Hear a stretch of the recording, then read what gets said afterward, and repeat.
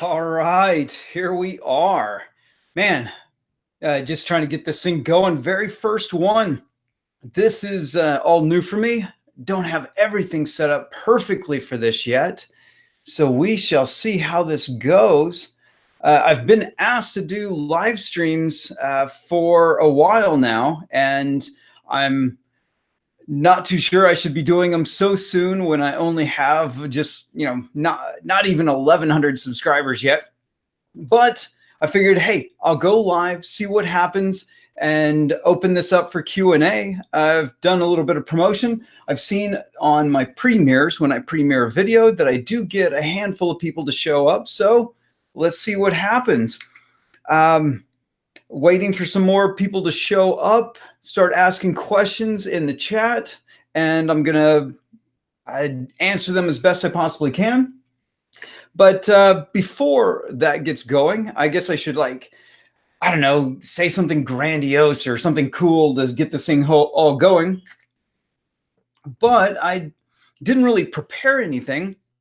But let's go into something that's asked all the time, whether it's somebody who's brand spanking new, has no experience and all that.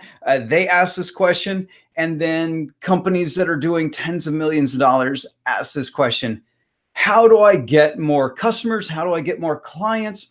This question comes up all the time. And it's not complex.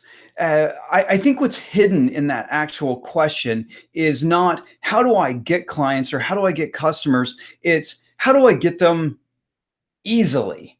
Because there's you do a Google search, how to get customers, how to get clients. If you do, just type those in, and you're going to get like over 1 billion responses. So you can go through, there's over 1 billion answers. There's only a handful of ways to actually get clients.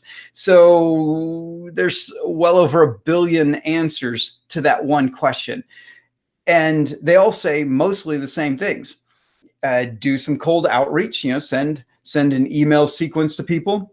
Go on to LinkedIn, start connecting with people, and start engaging people on LinkedIn. Do advertising. Advertising is your best way of getting clients and customers. You need to advertise something that they feel that is valuable. So like a really good lead magnet. That's about it. There's not a complex way of going about getting clients. It's fairly straightforward and answered in free blog posts ever since the internet's been out there. So why do people keep asking this question? I think it really comes down to wanting the easy way, wanting to be able to push a button and that's it. So yeah, there isn't anything special about it. It's just hard work. Do something creative, be innovative in your advertising and the way that you reach out to people. Do something new and unique. If you're watching this, you're probably in marketing. So I don't know, do marketing, get good at marketing, get good at marketing yourself, build a brand for yourself so that you stand out from the competition. That's it. There's nothing special about it. All right, we've got Lisa on. Awesome. Lisa, thanks for coming on. And so I'm going to try to be looking down. I'm going to try to hold my phone up like this so I can actually read and talk to you guys at the same time. Lisa asks, I am 9 to 5 marketing contractor with 2 clients. I deliver on an early AM or late night. I have this mindset issue. Why would a bigger company hire me for $10,000 to $20,000 per month? Senior care marketing. Well, they won't hire you for that much money unless you are someone very special. So I personally get hired for 6-figure engagements. But that's because I've built up a 2-decade career. I've built up this 2-decade career where I've proven over and over and over again that I can get people a significant return on their investment. And people come to me mostly through referrals. you search the internet for me, there's not a lot out there, a few old podcasts and stuff like that. But for the most part, I've stayed pretty quiet. So it's mostly people who know me and I've worked with, and those people trust me. So they're willing to risk money on me. If you're new and you're just getting started, no one's going to do that. So people are going to risk money on your company's system. If you need, I wouldn't call it a system. I would call it something more like your secret sauce. Like you've got something special that other people don't have. You've got a way of engaging with the market that no one else has done in senior care. If you have that, then people are going to be willing to pay that only if they've got the money. So if you go to a single senior care facility, they're an independent, they've got one facility, are they going to pay you 10 grand a month? No, they're not going to. Will they pay you $30,000 to build a system for them? Probably. You could probably get one to pay you $30,000. Would they pay you $10,000 a month for an ongoing engagement? Most likely not. But if you have your secret sauce and you go to the large senior care facilities where they are trying to market to the people who are right on the cusp of deciding, should I move into like a senior, what do they call it? Like a retirement community? Because a lot of retirement communities actually have the senior care facilities on their property. So it's like, oh, could we start marketing there? Could we engage with these much larger organizations? Could you work with Del Webb, who builds retirement communities all over the United States and I think all over the world? Could you engage with them and earn $10,000 to $20,000 a month? If your company has a secret sauce, something very special, yeah, they'll pay for that. But they would not pay just for you until you become the leading authority in senior care marketing in the world. Well, like when you start becoming that kind of person, then they'll give you money because of you, right? Gary Vaynerchuk, a friend hired him for a speaking engagement. So I'm not going to say exactly how much it is because I'm not supposed to know, but it's a lot. And he talks about billing in the six figures for a speaking engagement. It's pretty close to that. So just to go speak for an hour, he's got to fly there and all this stuff. So he's got all these other costs, but and time involved in it than just a single hour talk. But it's a single day of Gary's time is taken up and he's getting a six-figure paycheck. So when you become that kind of an authority, that's the kind of money you can start making. All right. So glad I'm back online. Hey, thanks, Brad. Loved your podcast from years gone back. Yeah, thanks.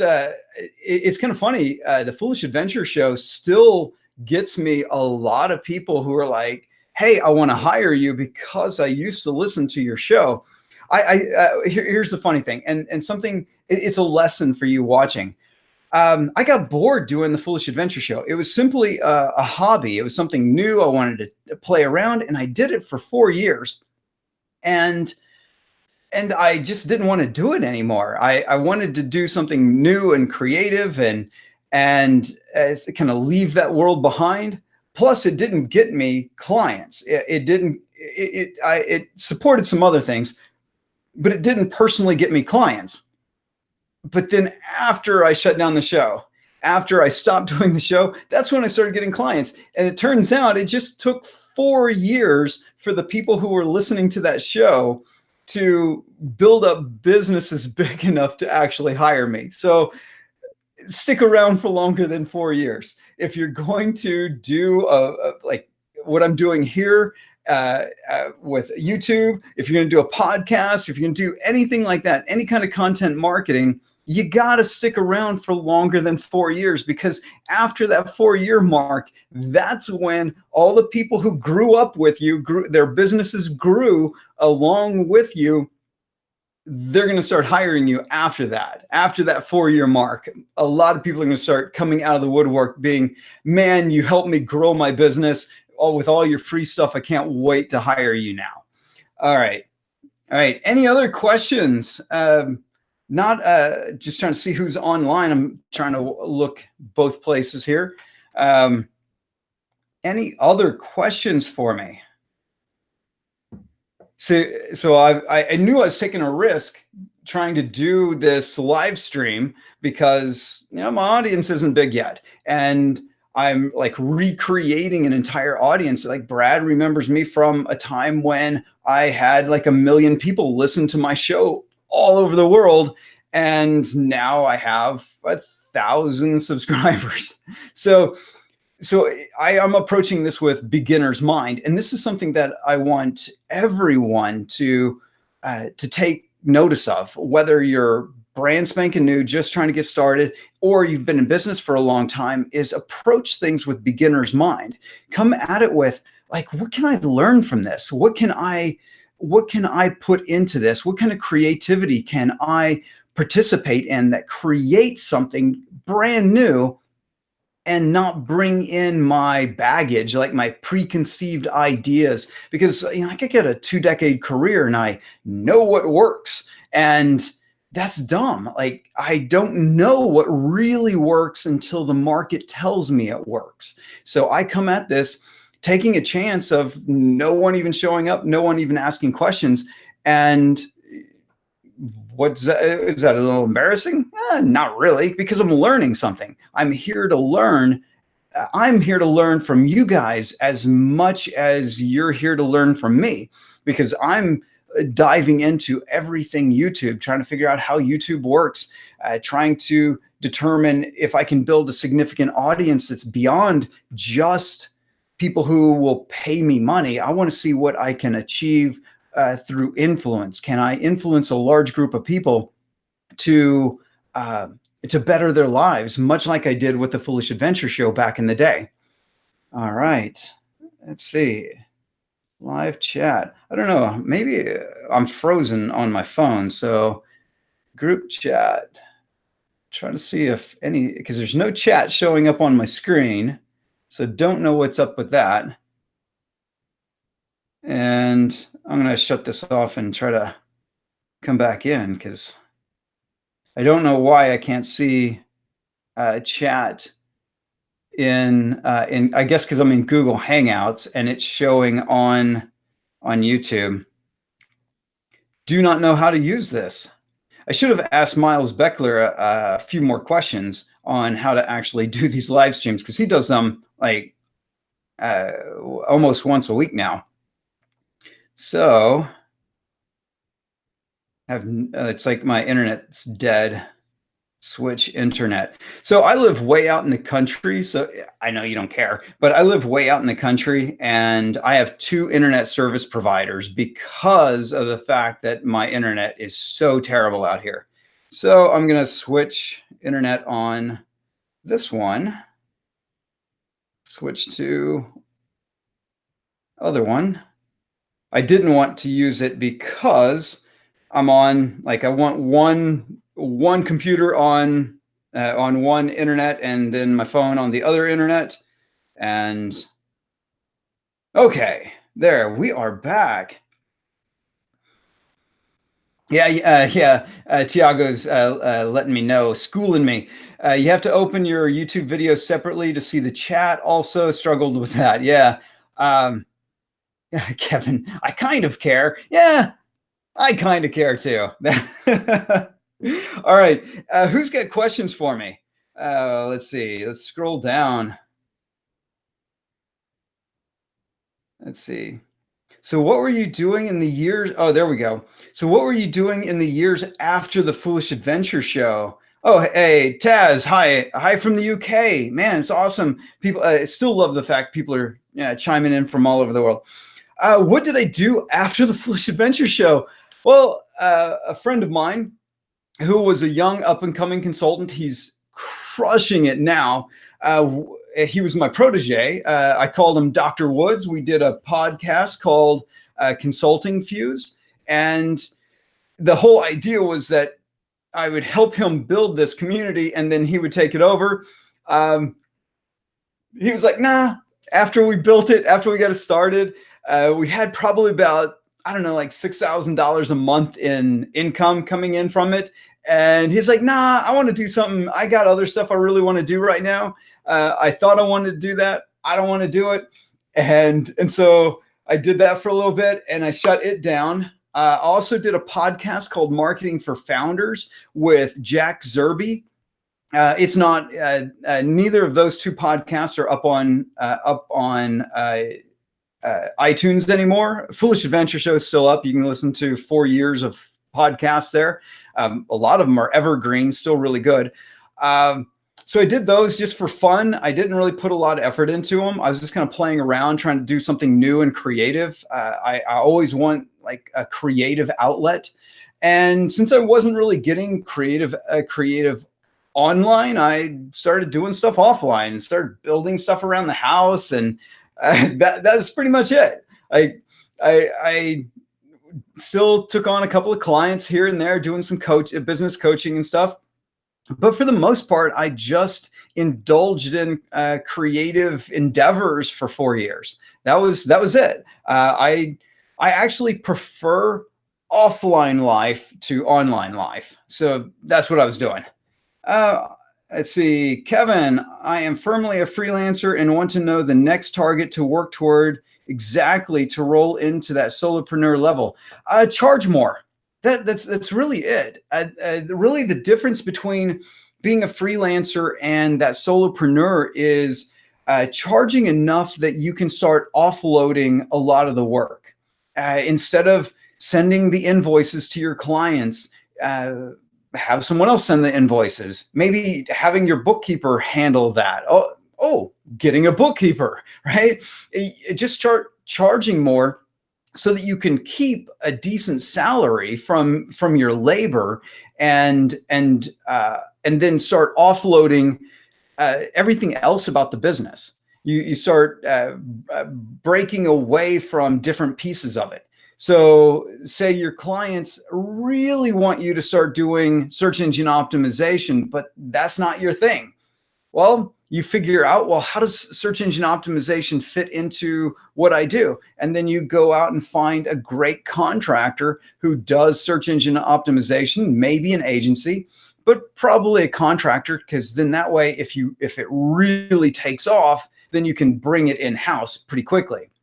And you can be a part of building up the systems for your business. If you use an agency, you're at the mercy of their systems. And I can tell you this, since I've worked with a lot of like white label people, they don't have very good systems. Very few of them actually have systems, which goes to a thing that I learned in doing what I do, is that every business is built haphazardly.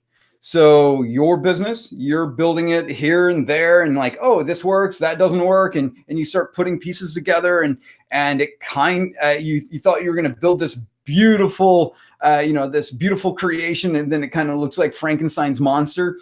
That's not unique to you. That is every single company. So if you're relying on an agency to do a lot of your work, you're not going to have the clout to get them to change their processes so that they actually do a really good job for you. But with a contractor, you can be deeply involved in it. You can integrate that contractor into your project management and things like that.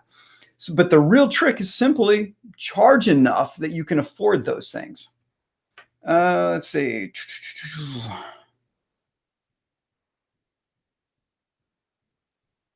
So Tiago's got a question. Following up on our interview, hey, if you can put, hey, Tiago, try to put the link into your interview of me there, and I may have to approve it later, but just go ahead and put it in, or put it into the main chat. That'd be awesome.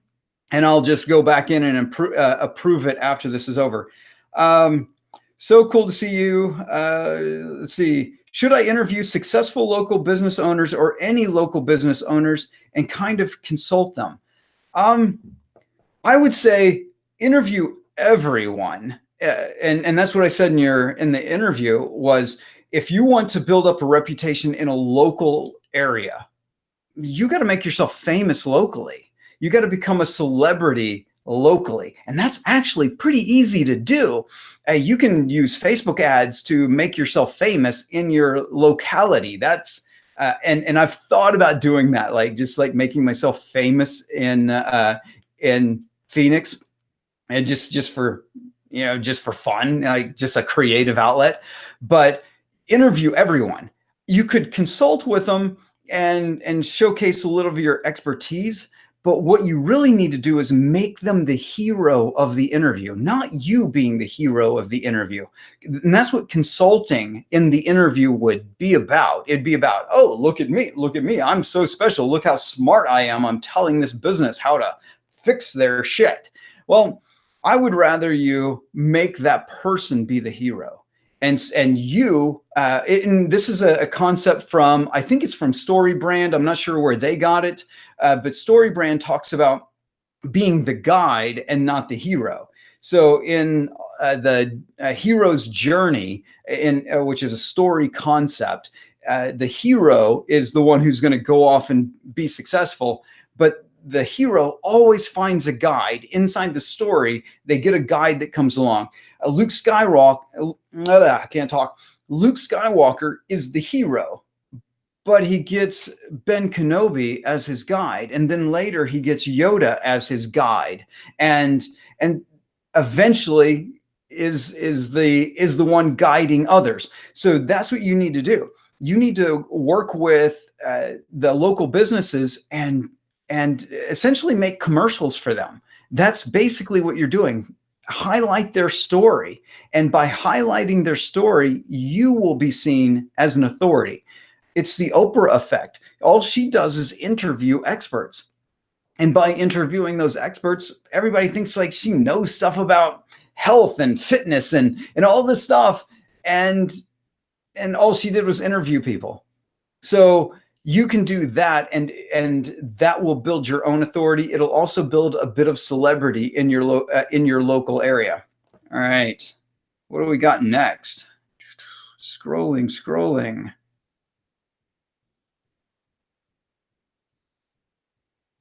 Okay, so Lisa said she hired people from Upwork, and that didn't work out. And people in real life want 150 an hour. How do I find affordable help? Charge more. That's I say this over and over again. Like raise your prices.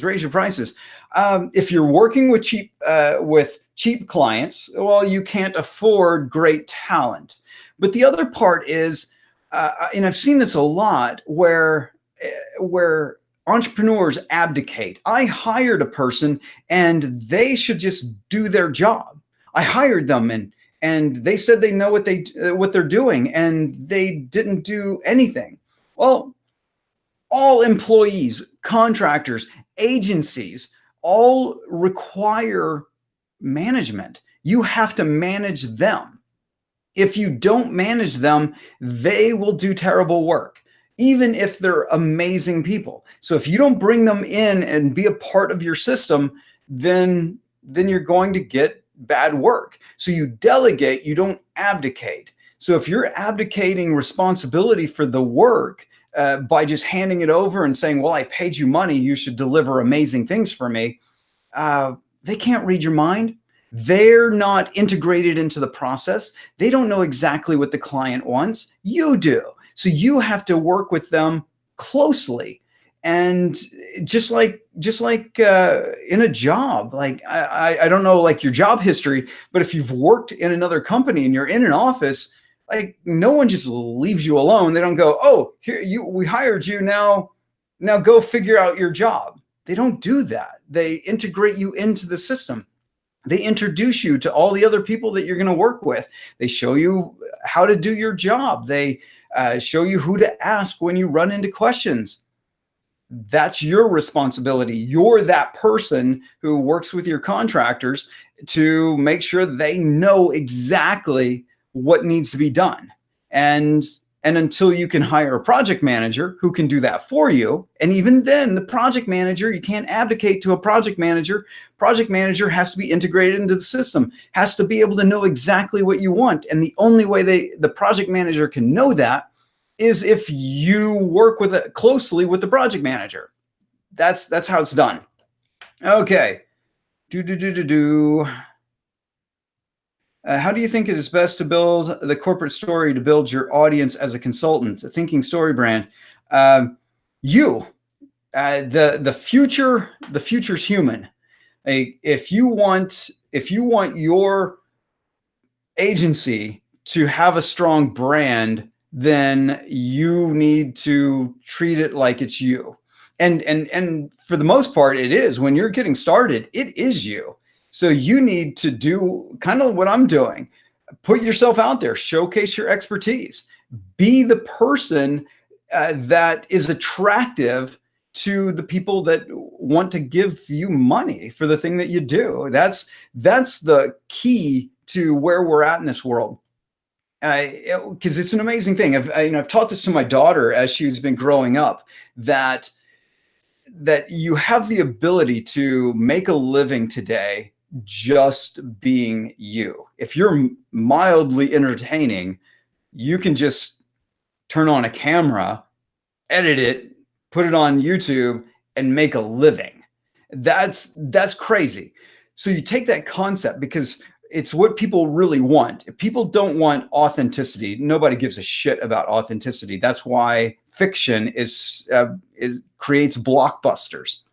That's why Avengers just did like well over $1 billion in like a short amount of time. It's because people want story. They don't want authenticity. They want something that they can connect with. And that's what story brand's really all about, is who do they connect with?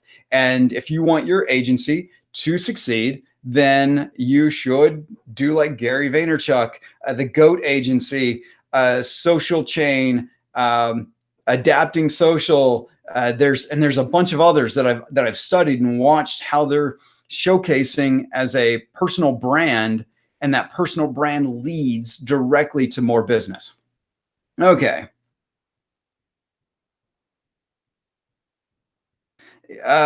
Yeah, Lisa again with Whitelabel SEO. Again, it's like anytime you hire anyone for anything, work on your own stuff or work on client stuff, you can't trust them to just do a great job. You cannot abdicate the work. You have to participate. One of the things that bothers a lot of agencies, as you get bigger, you might, if you're just starting out, you might not care. You will care eventually. But as you get bigger, you wish your clients would treat you like a partner instead of a vendor. And that to get you to get into their processes, because if you could really get to talk back and forth, if you could just sit around BSing over a beer or some coffee, you would really get to know that business and be able to help them out even more. And no client wants to do that. They just want to give you money and then not talk to you. So if you're having trouble with hiring other people to do stuff for yourself or do it for your clients, then it's most likely because you're not participating in the process. And then sometimes the other downside is a lot of people suck. That's one of the reasons why I don't really talk about like newbies getting into this. I'm here for experts, like people who are already an expert at what they do, but they're just struggling to get to the next level, whatever their next level is. Most of my clientele, they're $1 million and up agencies, but everybody wants to get to the next level. Sure, newbies want to get to the next level, which is making money, but the first thing they need is expertise. In this particular world, if you're going to be in an agency, a service business, you've got to have skills. It's like I had a swimming pool company, and cleaning a swimming pool, you still need skills or that pool's going to turn green. So sure, you can get some of the skills faster than in some other things, but if you want to come in, and I recently did a video on this, if you want to make 100 grand a year, well, then you've got to be like a top 10% performer, because making 100 grand a year puts you in like the top 10% of income earners in the United States. So you can't just come into something with the skills of somebody who's going to work day one at McDonald's. You've got to actually come in with real skills. Tangent, sorry, went off on a tangent, but yeah. Let's see, yeah, Kevin, yeah, definitely haphazard. Me and Miles were brilliant. Let's see. I'm going to hit show on that. Tiago, have you guys used the Hoth.com as a white label SEO? Any opinions? Have I used them? Absolutely not. I'm not a white label guy. I don't think it's smart to white label. You can use them temporarily. You can use any white labeling service temporarily, but using them as the core part of your business, absolutely not. And it really comes down to quality of your product. If you are one of 1,000 customers, or even 100 customers, or even 50 customers, you're going to get zero attention, especially if you're not paying them tens of thousands of dollars. If you're paying them $1,000 or per client or less, then you're probably not going to get any attention, because they're only able to make a profit because they spend so little time on any individual account. So unless you want to be the squeaky wheel and always bugging them, but then eventually they'll just drop you because, well, you're less profitable for them because they actually have to do work for you. But if you have a contractor and you don't want just a contractor, you really would like to have a few contractors, because, well, contractors disappear on you. So, but the thing with a contractor, somebody that's going to work with you, is you get to define the process. You get to define the end product. But if you need to, use them temporarily. Okay. So Kevin says, totally my fault, but freelancing around that 6-figure mark is an insane amount of work. No, it's not. 10 clients can make you 6 figures. That's it. 10 clients paying you $12,000. That was so 2 decades ago, when $100,000 was worth far more than it is today. That was my goal, 6 figures. And I was doing all that crazy $500 here and $1,000 there, and just jumping all over trying to make money. And then I heard that phrase, little hinges swing big doors. And then I realized I could get 10 clients to pay me $10,000, and I could spend a whole month just going out, meeting people and marketing and doing content and all that stuff. I could spend an entire month to acquire 1 client. And then I would spend the next month to do it again. It turns out it went a lot faster than that. And I started charging more than $10,000 really fast, because once you just get comfortable saying it's going to cost this much money and shutting up, just like that, like, this is going to cost $12,000. And if they say, oh, wow, that's just too much money, I was thinking that's out of the ballpark for us. Okay, what you're trying to do is a pretty big deal, right? Yeah, oh yeah, it is. It's a really big deal. If this marketing works, like, what's it going to do for you? What would happen? What would happen if you did better marketing, got more customers? Oh, this would happen. So what you're saying is you're unwilling to put in significant effort for a significant return. Is that what you're telling me? And they'll be like, no, absolutely not. No, we just think this is too much money. Well, compared to what? Too much money compared to what? Too much money compared to what success you're going to get, or too much money compared to somebody who has very little experience? Oh, your nephew built your website for $500. How's that working out for you? Well, you're talking to me. We're having a conversation. So that means you may not only be talking to me, you may be talking to a dozen other people.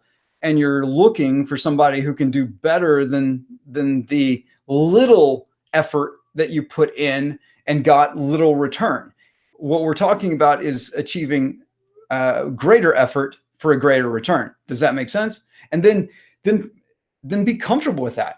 And I just had this sales training that I did with one of my companies, and I was telling them, it's like, the problem here is you're unwilling to lose this prospect. You're avoiding the objections.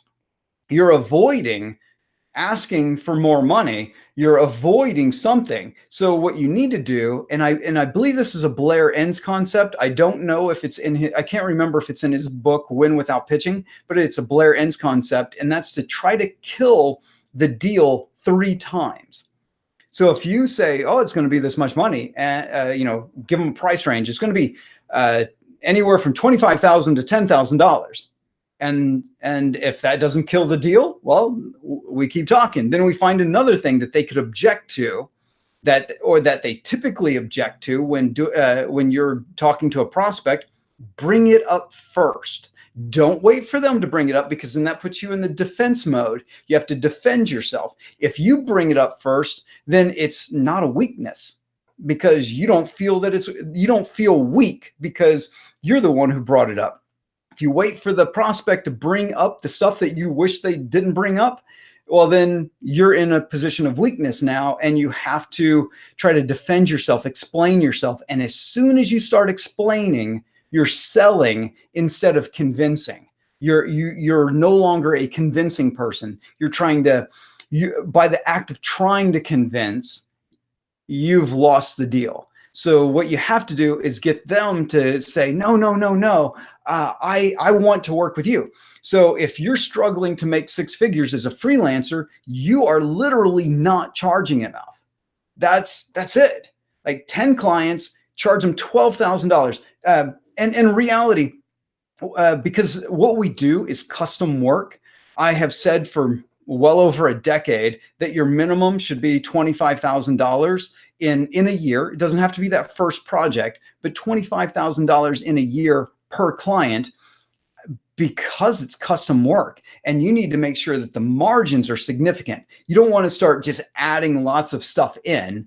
It's like you could go, oh yeah, I'm charging $25,000 per client, but after I calculate all my hours that I put in, I'm making $10 an hour.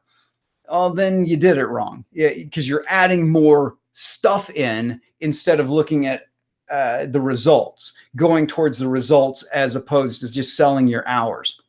Okay, I kind of went all over the place on that one.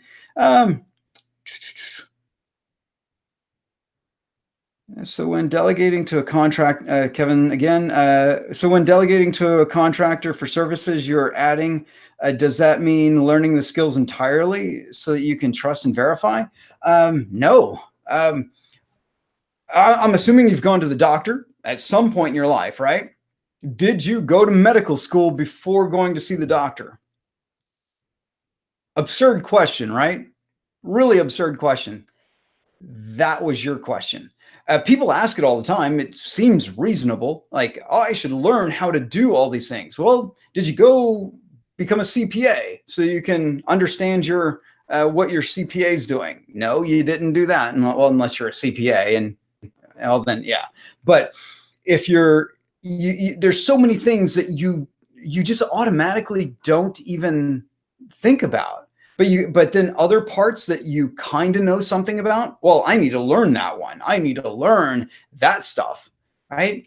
It's absurd. What you do is you go find people who are experts, people who are really good at something, and they don't tell you they're really good at it. They can show a track record. And one of the things that I really like, I can't remember where I heard it from, but it was around trajectory. So if you hire somebody who's kind of raw, they don't have the exact skills you're after, what you do is you look at their career trajectory. So if their first job was like flipping burgers at McDonald's, but then their next job was assistant manager at McDonald's, and then their next job was doing something bigger than that at a different company, and then they were doing something bigger, and then they're like, yeah, I don't exactly know how to do what you're asking me to do, but look at my track record. It's like I've proven that I can step up to the next level over and over and over again. And so you can make a bet on that person, and it's not going to cost you as much money as the person who is an expert, but hire experts, hire people who know what they're doing. That's how you handle that issue. And then the trust but verify is simply, did the result happen? Because part of knowing how it's done is about process. Are they doing the process the way I want them to do the process? Well, I don't care. I don't care what the process is. My video editor for my YouTube videos, how does he do it? I don't know. I don't care. Like, does he get the job done within the time frame that I need it done? And does he do a good job? Yes, he does. Well, then who cares how he spends the several hours that he spends in the way he edits? I don't really care. I don't need to know that. What I do need to know is, can he do, there's three things. There's three things in delegating that you must have an agreement upon. One is the end result. Can that person get the result? The second one is, can they do it within the resources that you have? So for my resources with my video editor, it's, can you do it in the amount of money that I have available per video? Can you achieve what I'm after? And you say, yes, I can achieve that. And it's like, okay, great. Then go get that result. Then the other is the deadline. Can you get this video done by the time I need to publish it? And that's it. And then if any point it becomes a no, and he's a contractor, so like, I'm not watching his day, but at any point it becomes a no, it's like, you got to communicate back. You got to let me know that you're not going to be able to fulfill one of those three things. And then that's it. And we go back and forth. I don't need to be a video editor to know if my video is good or not. Okay, let's see. How do you know at what point you should begin scaling your agency? From Taz. Do you want to scale your agency? That's the first question you got to answer. A lot of people think they want scale, but what they really want is just a higher income. And with, like Kevin, I was just saying, it's like, just charge more. Like, charge more money. Find clients that have bigger budgets, that have bigger problems to solve, that you're capable of solving, and you can just charge more money and you can have a great income and then not have all the hassle of an agency. But if you want an agency, the only reason to have an agency is that it becomes an asset, because you can build systems inside of an agency. You can hire people, build systems, and then this chunk of business, this thing that you've created, you can sell it to someone else. And then you can go off and do whatever you want with all that money that you just collected in one, lump sum, right? That's the only reason to build an agency, is it becomes an asset. It becomes a wealth creation vehicle all on its own. But if you don't want that sort of thing, if you are not after that, well, then you focus on just increasing your income, taking your income and investing it. That's what I've done for 2 decades. I work, I do the stuff that I like. Sure, I've invested in agencies and those other assets, right? I do have other assets, and hopefully we'll sell those one day and get a big lump sum. But then the other thing is, I have these things for cash flow. I take that cash flow and I put them into the stock market. About to get back into real estate again, and a few other things, right? So that's what you have to do to build wealth. Now, when to know if you really do want to scale, then when do you start doing it? You start doing it immediately. That's you start reinvesting the money that you're making back into the growth of the company. You do it immediately if it's what you want. and and if the longer you wait, the longer it's going to take to start building that asset. Okay.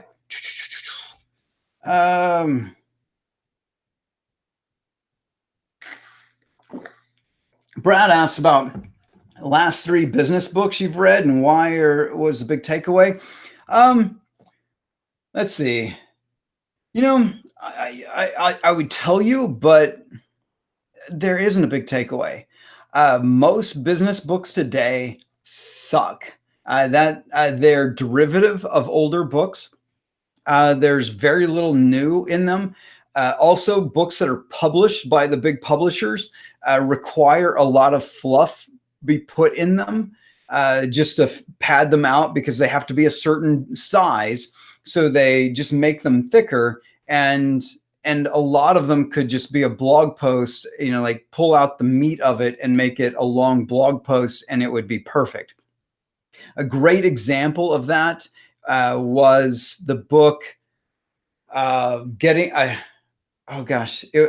original was Getting Real, is the 37 Signals guys, and then I can't remember what the title was of their published book. It was something like Do Work or Rework. That's what it was called. It's called Rework.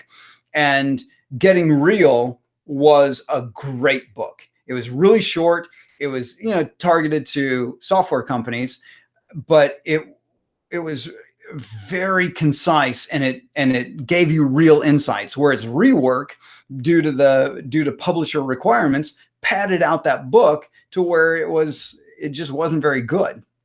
So most books are like that. Like some of the books that you'll see me put up here, like No Man's Land. I read that several months back. I just kind of put it up there just for decoration. Not particularly a great book. The 360-Degree Leader by John Maxwell, not particularly good book.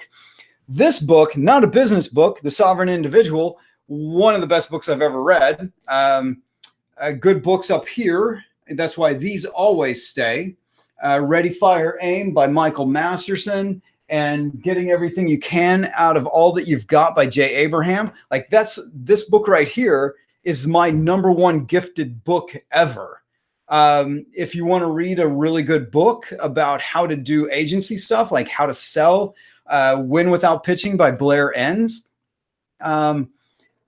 Yeah, that's about it. I do not have much faith in a lot of business books anymore. And I used to read 2 books a week, and I did that for about 15 years. I read 2 books a week, and I mean from cover to cover, not like Ty Lopez. I read a book a day, and all he does is like flip through the pages. No, I actually read 2 books, full books a week for 15 years. And after that, I was like, I'm done reading books. I'd rather watch, vlogs. All right. Man, that sounded kind of jerkish, but that's my real take on that. Let's see. Martin from Belgium. Thank you for showing up. So your question is, just started out and met with a startup who asked me to make a proposal for Facebook ads to bring them leads on their real estate management software. Can you share some key elements for a proposal? Get the agreement first. Don't write a proposal. Don't get in you're just starting out. So don't build the habit of being a proposal generating machine. Because what the client's doing is saying, if I like what you put in this thing and everything, I will give you the job, and I may just take it away at any point, right? You're in a weak position. So what you do is you have a conversation.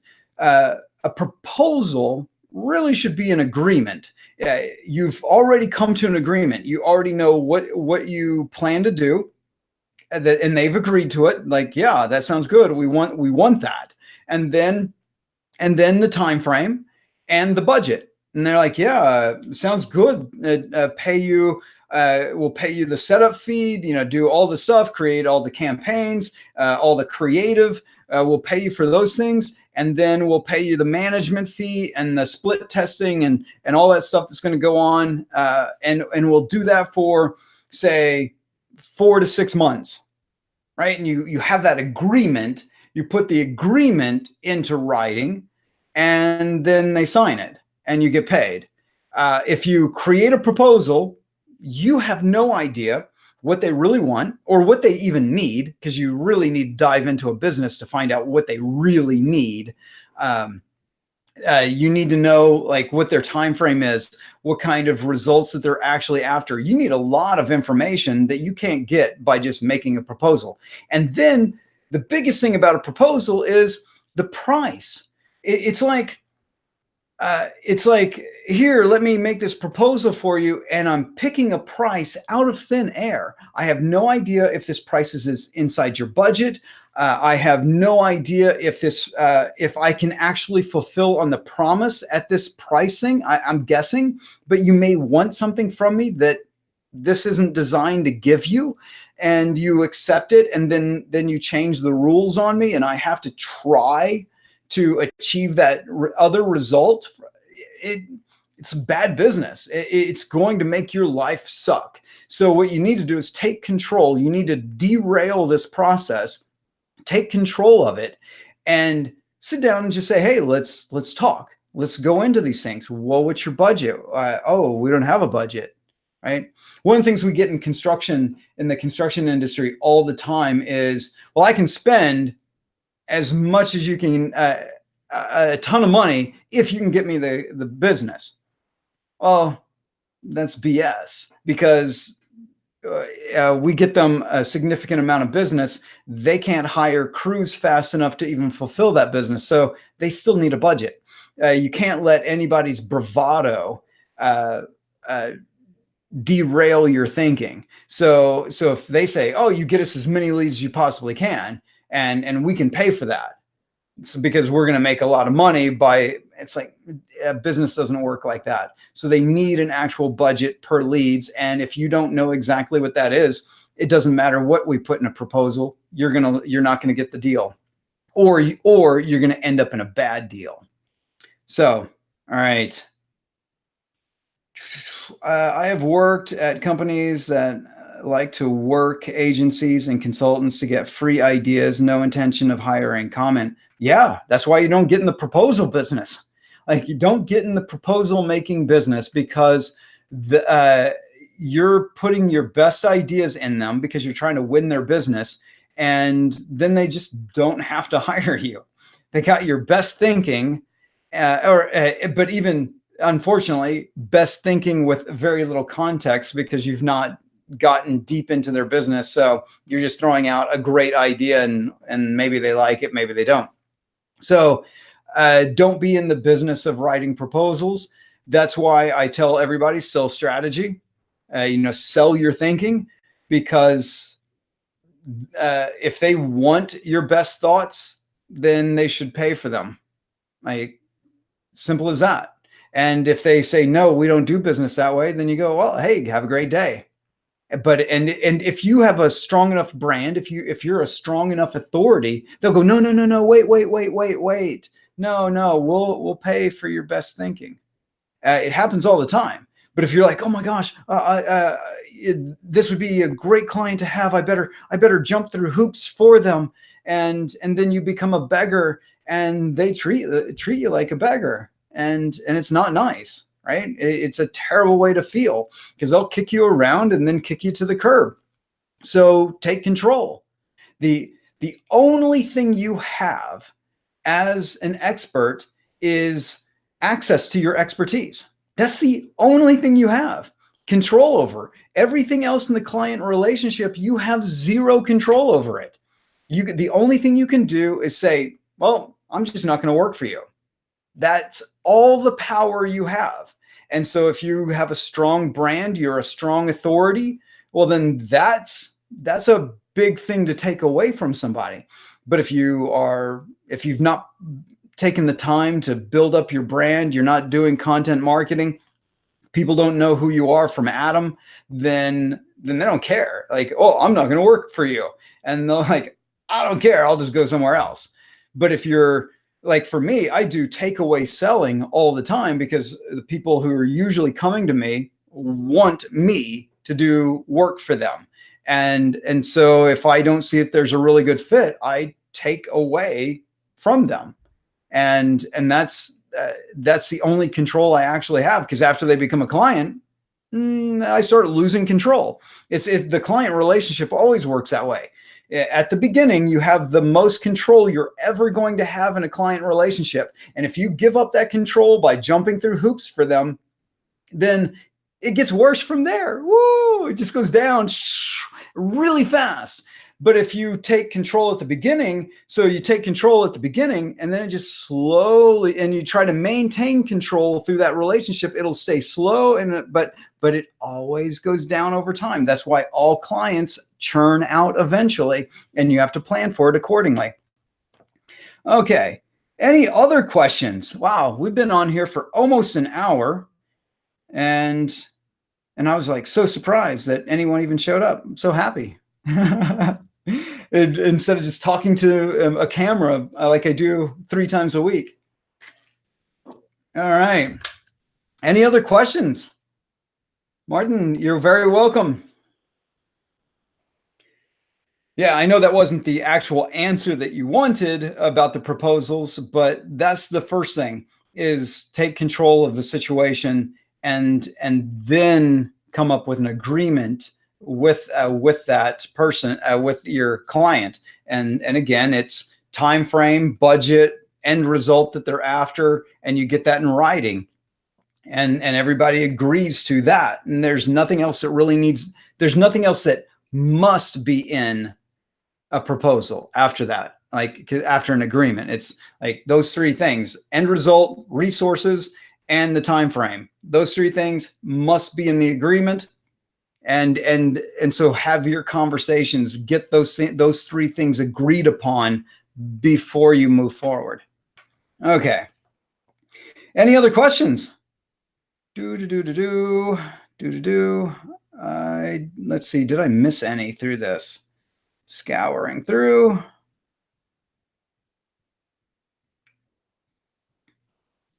Dun, dun, dun, dun, dun, dun.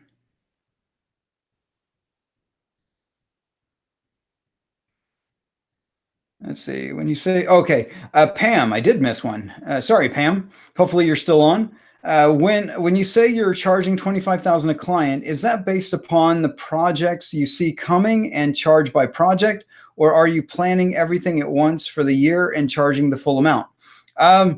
Depends on what it is. So if you're going to do, and I'm not sure what you do, Pam, if you could tell me, that would be great, and I can actually tailor it to you. But when I got started, my goal was, I'm going to try to get $10,000 in a year. Like, I don't care what, and it's got to happen within a 12-month period.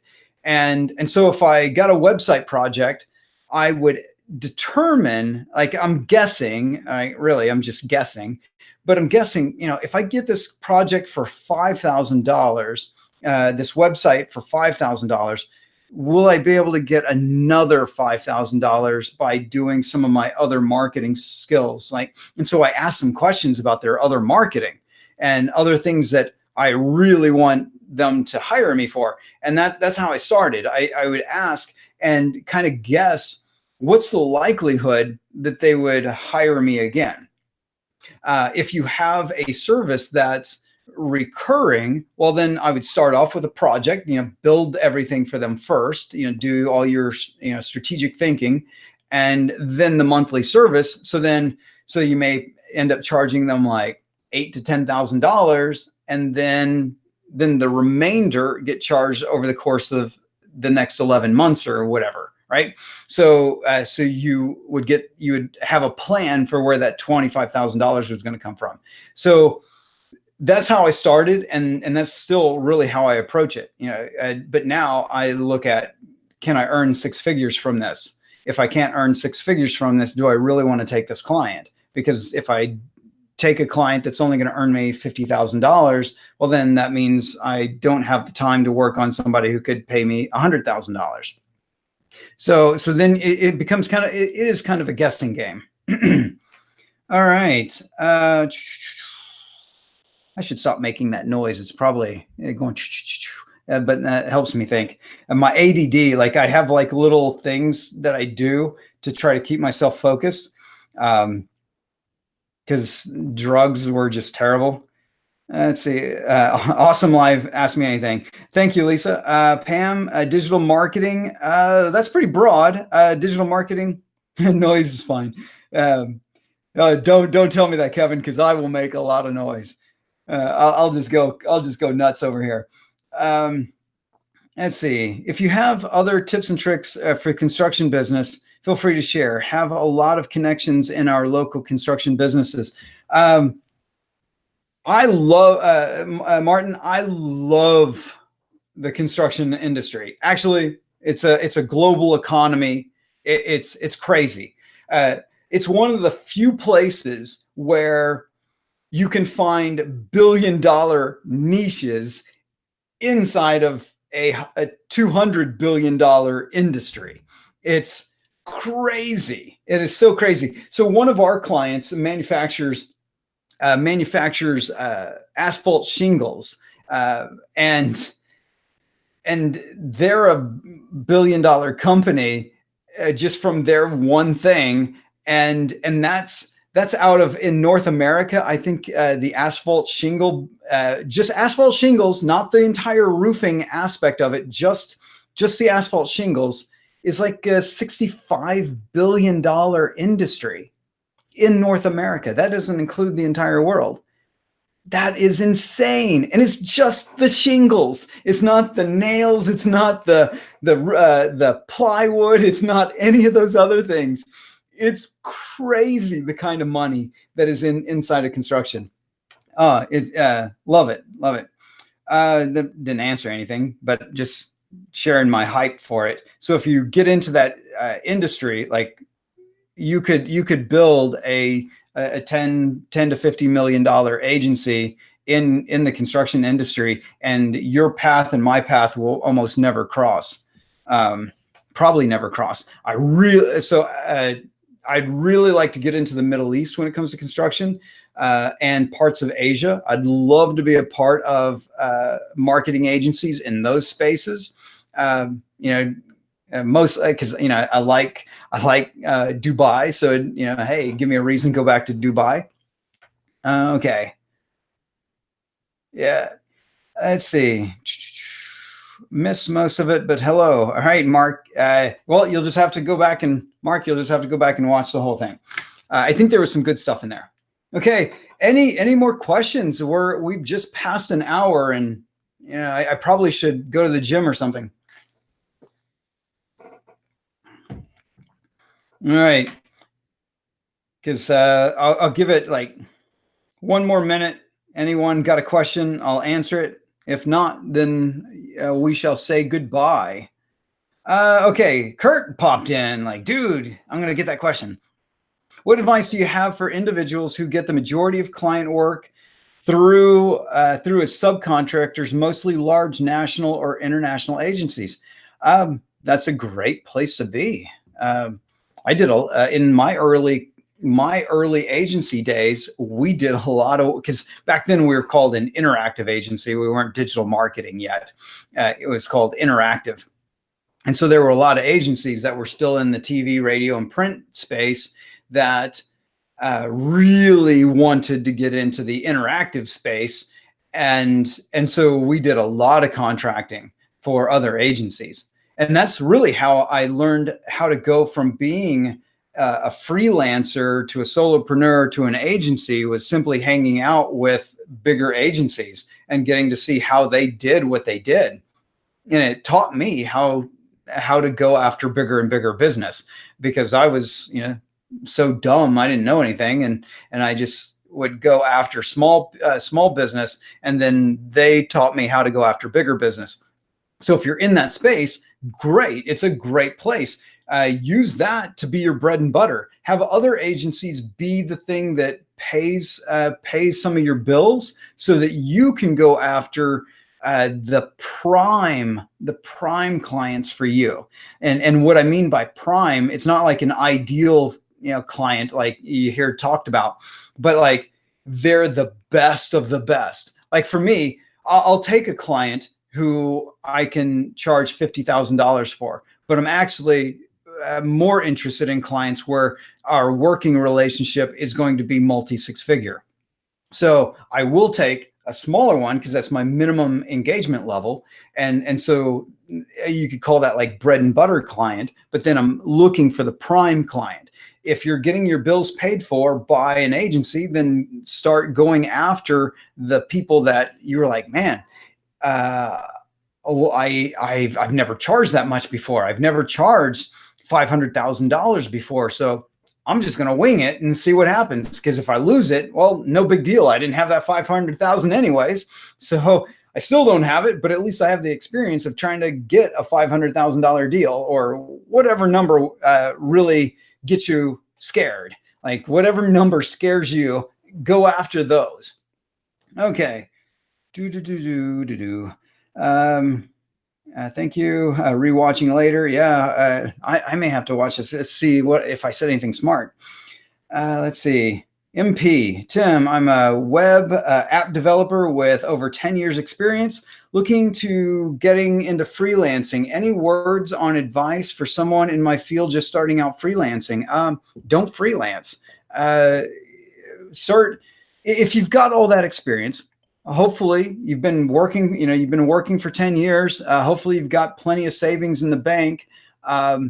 Maybe you can continue working a 9 to 5 or whatever, and then do some freelancing as a side hustle. It depends on your risk tolerance. Me, I don't have, I just don't have the attention span to do like to work a job and then go be an entrepreneur. So I just quit. I didn't have any money. I'm like, I'll just figure it out. And that's how I did it. But you've been working, you've hopefully got savings. Well, then use startup capital, actually fund a business. You have the web skills, but you're thinking, I'll just sell my skills. Like, oh, you're trading the security of a job without needing to bother with how that company brings in clients or how it makes money. You don't even have to bother with any of that stuff. You don't have to bother with all the legal compliance, and you don't have to bother with any of that stuff. And you're going to trade that for freelancing, which is doing labor, the same job you did before, but now with all the added hassles on top of it. Like, it's not attractive. I've never really understood why people went into freelancing. It's so foreign to me. I don't really recommend it. Start at the solopreneur stage, the stage where you're going to put together a team.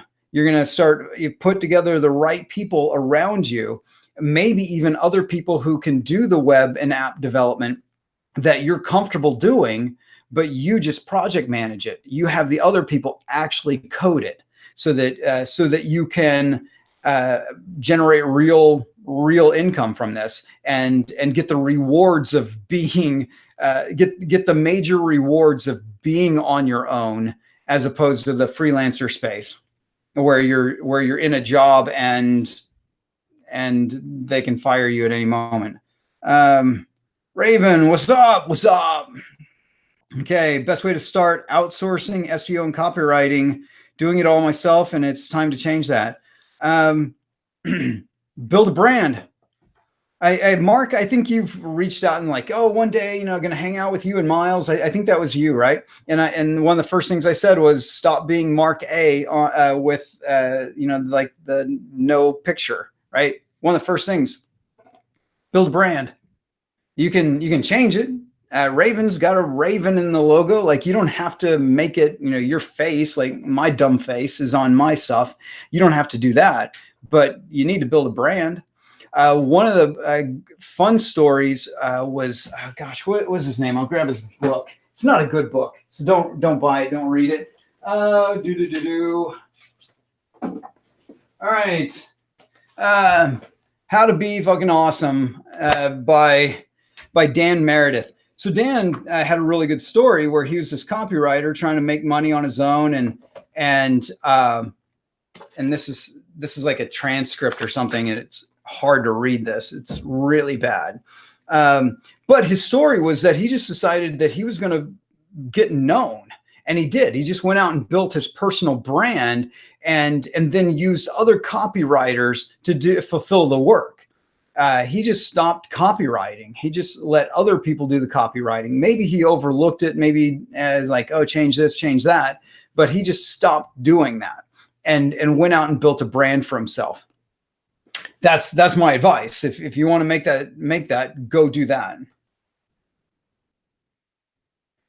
All right. So Mark, that you're building a brand, but not your personal name. Then use that brand everywhere. Like, because what'll happen? Maybe not in this, but in other places that you end up commenting, people come back. If you're going to get interviewed, one of the best ways to build a brand is you're going to have to get interviewed. People are going to have to know who you are at some point. You could use a pseudonym. I've got friends who use mostly their name, but it's not really their name. And they do that to build like because people start searching you on the internet. And so the stuff that gets searched is their pseudonym and not their legal name. So all the stuff that they own, like a house and stuff like that, is not won't show up when people start snooping because it's not their name. That's one way of dealing with that. But it's going to be really hard to build up the authority necessary to build an agency today without people knowing who you are. That's one of the key things that I've noticed in the changes over the last 15 years. Agencies have just been getting more personal over time. Before, it was all about the brand of the agency. Now it's about who's behind the agency. Do we feel a connection with the agency as people? Unless you've got something incredibly unique, then it's like, we don't care who's behind it. We just want that incredible, unique thing. And if you can develop that, then great. Then make it all about the brand, the company, and then no one needs to know who you are. I like people not knowing who I am, but I'm doing this where people get to see my ugly mug because, well, I've got goals. I know what I want, and I need to build up. Like my authority's here, and what I want to achieve requires my authority to be here. So I have to do what I'm doing in my plan, right? I want to sell the agency eventually, which is why I'm not using my name. Well, I intend to sell an agency too, and I'm using my name all over the place. But the name of the agency isn't my name. But people aren't going to buy from that agency without really knowing who's behind it. They're not going to care about that agency yet until that agency's bigger and can really sustain itself. You look back at Ogilvy and Mather, and it was Ogilvy and Mather for the longest time, but then eventually they sold. And now it's like Ogilvy.com, and it's owned by a gigantic global agency brand. But for the longest time, it was Ogilvy. That's why people wanted it. But eventually, it became its own secret sauce. Eventually, the founder could start extracting themselves. And pretty much every business is like that, whether you use your personal name or not. You have to find a way to extract yourself out of that business for it to truly be a valuable asset. Okay.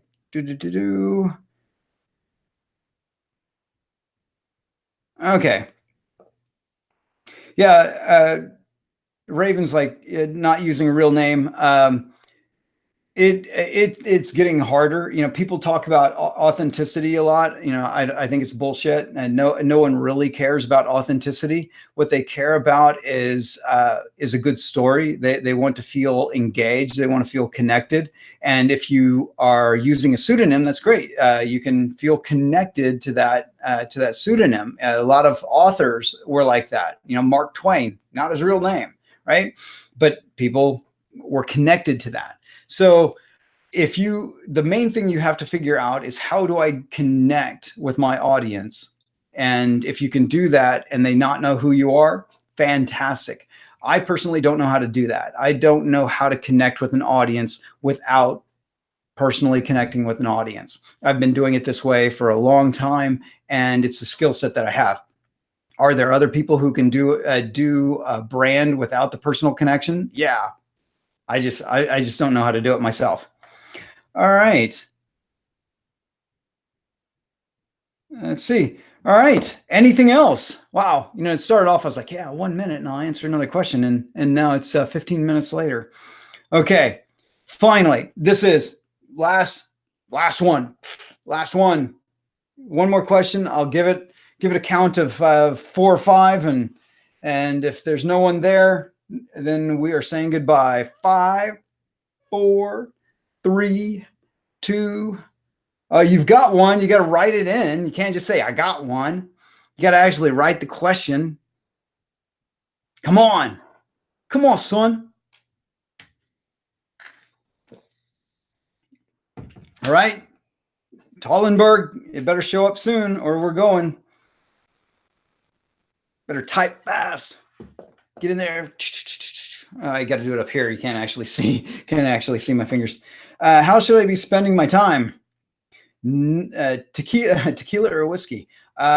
Whiskey, definitely. Tequila is kind of fun.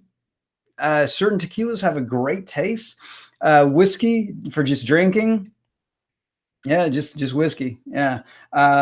Ice though. I'm an ice guy. So dudes who do drink whiskey, room temperature, I don't get it. I like ice to give it a nice little chill to it. I do try to drink it fast enough so it doesn't get too watered down. Okay. How should I be spending my time? Sell, market, do a little labor. That's how you should spend your time. When you're getting started, when you're under $5 million a year, selling is your number 1 priority. Your number 2 priority is marketing. And then everything else comes in a far third. That's what you have to do. Like, I don't care what your business is, like any business. Those are your priorities. When you're under $5 million a year, because you need the money to be able to build a team around yourself. So you really need to spend your time doing that. Networking. I'm networking. Like, depends on your definition of networking. Like, I like one-to-many type networking. Doing this right here. So the people who have come on, I've networked with. The people who are going to watch this afterwards, I will have networked with, even though they didn't actually talk to me. They got to see other people engaging with me and things like that. Far better use of my time.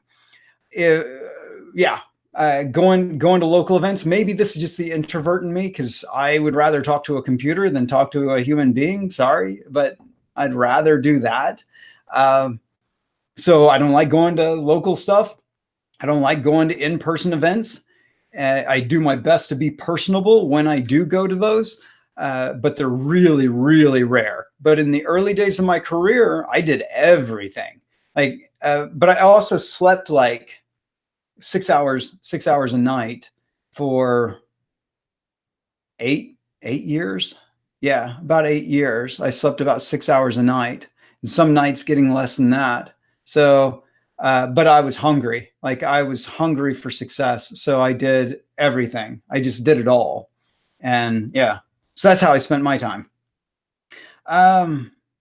Doing 3 hours of sales a day, then you should be crushing it. Like, and if you're not, then you need to add some marketing to that, You need to put, if you're not like at 3 hours a day of, which is what I recommend putting in towards sales. If you're not closing a large account, and I do mean large account, like multiple six figures or in the six figures. If you're not closing one of those every 3 months or so, and then like 2 or 3 clients that are small, like whatever small is to you, if you're not closing those in the course of a month, then you've got a marketing problem, and you need to do a lot more marketing. All right. But you can't give up on the sales, right? You can't stop the 3 hours of sales. You actually have to add 3 hours of marketing. And marketing, always got to make sure marketing, because a lot of people say they do marketing, but they don't. Marketing is only effective if it ships. If no one sees it, then it's not marketing. So you actually have to get it in front of people. If no one would have shown up to this live stream, then I would have wasted my marketing time. I would not have actually been marketing. So that it has to go out. It has to be seen. So when you spend 3 hours and you're like, oh, I spent 3 hours marketing. I was like, well, did any prospects see it? No. Well, then you didn't actually do anything yet. Okay. What I mean is, how should I spend my sales time? I got 3 hour thing. Should I do cold calls, emails, networking? What did you find the best ROI? Content marketing is like the best ROI, really. Marketing and then the sales. But see, I need to define something. There are 2 types of people in business. There are marketing oriented people, and then there are sales oriented people. I've got friends who are sales oriented, and they just do anything to get in front of a human being and like pitching. They just love selling. I'm not that kind of person. I like getting people to contact me and going, oh my God, I want to work with you, right? So I put all my effort into marketing so that my sales activities are simply having conversations with people who express an interest in buying. So if you don't have that happening, then what you have to do is you need to start doing outreach, but you have to support that outreach with your expertise. So people have to be able to see your expertise. And that's not like, you don't have to go into overkill. Make a good PDF, something that really highlights your expertise, and send it to them. Make a good video, get it edited, and it doesn't have to be like super professional. It could be as as good as my regular YouTube videos. That would be a good video to stick onto something that you can have a prospect go check out. Because you want to not just be in a position where you're trying to sell, because you got to convince somebody, and you're not going to get paid very much if you're doing that. So you need people to want to work with you. And the best way to do that is to prove to them that you're an expert, that you are the authority. So you do a combination of cold outreach. LinkedIn's a perfect place for it in the whole B2B space. So go to LinkedIn, start putting on content, and then start connecting with people on LinkedIn who would be perfect candidates for what you do.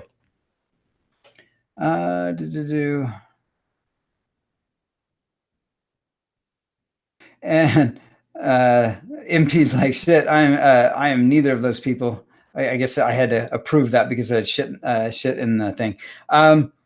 If you're neither a marketing person or a salesperson, if you're not oriented either way, then you are probably process oriented or not an entrepreneur. I usually don't focus on process people, like organizational people, because they usually require a partner to actually help to actually create a business. They're like super organizational. They're great at process. They love they're a good COO, but they're not a good CEO. They're not a good entrepreneur. That's usually why I don't mention those people. But there is the process type people. And if you're not, and usually a process person requires a co-founder. If you're not one of those 3 things, then you're most likely not an entrepreneur, or you're too afraid to actually step out and be something. I know that's not nice to say, but from experience, that's what I've seen. Before you start to work with a client, is it relevant to ask their budget? Yeah, like you gotta learn how to ask it nicely. Yeah, because if you just come out and say, "Hey, what's your budget?" the first thing they're gonna do is think, "Oh my gosh, you're asking me this budget because that's the price it's going to be." If I tell you my budget's $10,000, well, then you're going to tell me, "Oh, it just so happens that it's going to take $10,000 to do this thing." People hate that. So it has to be natural. It has to be a natural part of the conversation where they're talking to you and it makes sense for them to go to the next step. They're like, "Yeah, this makes really good sense that we're talking. Okay, now to be able to fulfill what you're asking for, what you want to achieve in your business, what kind of budget have you set aside for this?" So when you put it into that kind of context about they've already asked for something to be achieved, and there's a good rapport between the two of you, and then you ask, "Well, wow, that sounds really exciting.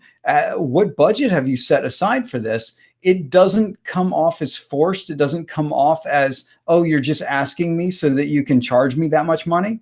But even then, they're probably going to lie to you. They'll probably say, "We don't have a budget." They'll probably say something like, "Oh, we're just trying to get prices from people," or they'll say a number that's far lower than what they really have set aside for it.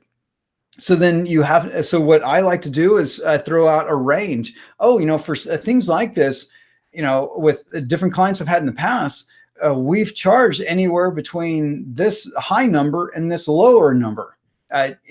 Does that fit within what you guys were thinking about? And if they say, "Yeah, that we're thinking somewhere in there," and it's like, "Okay, good," then we can proceed. But if they go, "Oh, wow, that's like way outside, like even the low numbers too high for us," well, then it's like, well, maybe we need to dial back what you're asking for. Maybe we'll dial this project back and get it into something that makes sense for you, or we're just not a good fit together. And a lot of people are so afraid to have that conversation because to tell a prospect to go away, a lot of people are afraid to do that. But a lot of times you just have to.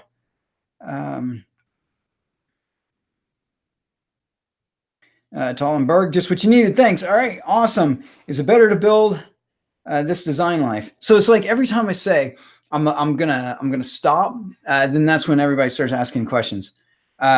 This design life, is it better to build a company around a service you can't personally provide, so you either have to build a team or outsource and get off the tools? That's a good question. I highly recommend just having the discipline to not do it yourself. I think knowing about it helps because it gives you insights. It's more about expertise is really about pattern recognition, where you're able to look at something and figure out a solution because you know how the puzzle pieces fit together. So if you don't have any knowledge or expertise in something in particular, then your ability to do pattern recognition is going to be hindered. So it's not so much about that you need to know how, like if you're doing web development, it's not like you need to know how to do coding to be successful at it. What you would need to know is, how does a web app actually fulfill the end business result? If you understand that aspect, well, then you can go hire people who can actually build the app. Hopefully that answered it. All right. Okay. I'm done. That's it. It's right at, we got like 2 more minutes and it's like right at an hour and a half. So thank you all. Thank you all for showing up and asking really great questions. Hopefully my answers were good and you got value from them. If not, hopefully they were at least mildly entertaining. And I will talk to you guys in the next video, and we'll see you guys later.